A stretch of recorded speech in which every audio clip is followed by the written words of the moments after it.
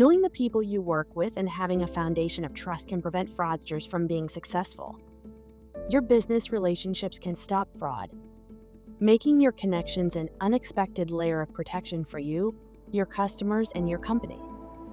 The example we're going to show momentarily was tied back to an agent's email being hacked because a link they clicked on was malicious.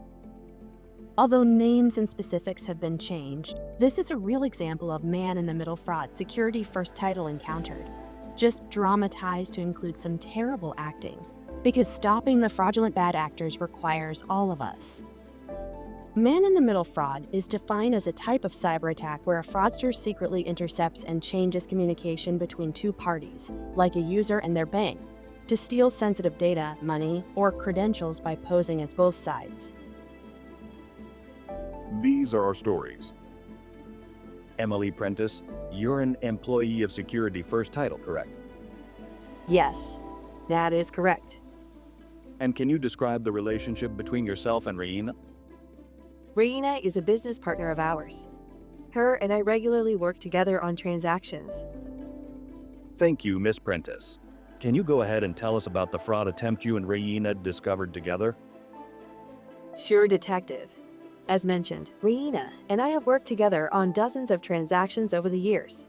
So, when Raina reached out to verify closing dates for a number of open orders they had with us, nothing was out of the ordinary at that time. So, when I received an email and a title sheet referring to a transaction we already talked about that day, something wasn't feeling right. I picked up the phone and together we realized Raina had received an email she believed was from me, saying my computer crashed and I lost all our files and requested buyer contact details for a few orders. I asked her to send me that email thread. I knew immediately upon review, this was a spoofed email made to look like it came from me. What did you do once you discovered the email was fraudulent? I asked Raina if she has clicked on any links or provided any additional information. And what did you learn?